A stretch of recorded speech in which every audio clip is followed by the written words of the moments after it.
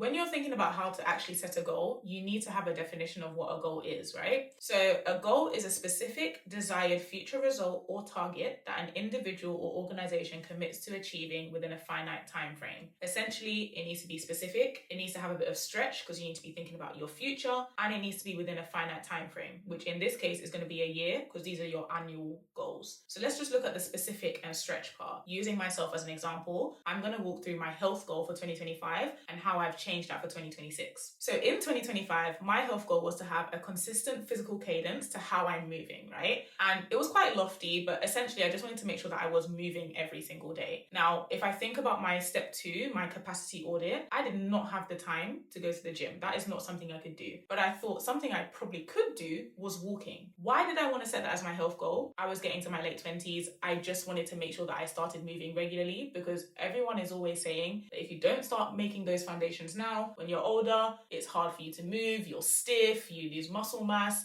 all of the boring stuff, but it's stuff you need to think about, right? So that's literally the only reason why I set that goal. There's a really good book called Atomic Habits by James Clear. If you haven't read it, I would definitely recommend. But in that book, it talks about something called habit stacking. So if you're already doing something and you're trying to build a new goal or a new habit, the easiest way for you to do that is to build it onto something you're used to. So if I go back to the fact that I wanted to move regularly, I'm someone who, as a Christian, I listen to sermons in the morning. And I usually just do that on my bed or in the kitchen or something like that. And I figured that because I already carve out time for myself in the morning, why don't I just add on walking so that I can listen to a sermon whilst I'm walking? That will help me get moving, and then it's an easy way for me to think about stretching the goal as well, because my sermons are usually 45 minutes to an hour. So instead of just walking for 45 minutes to an hour, I can walk and listen to the sermon, and then I can do an extra half hour on top. That's my stretch. And then that helps me meet the goal.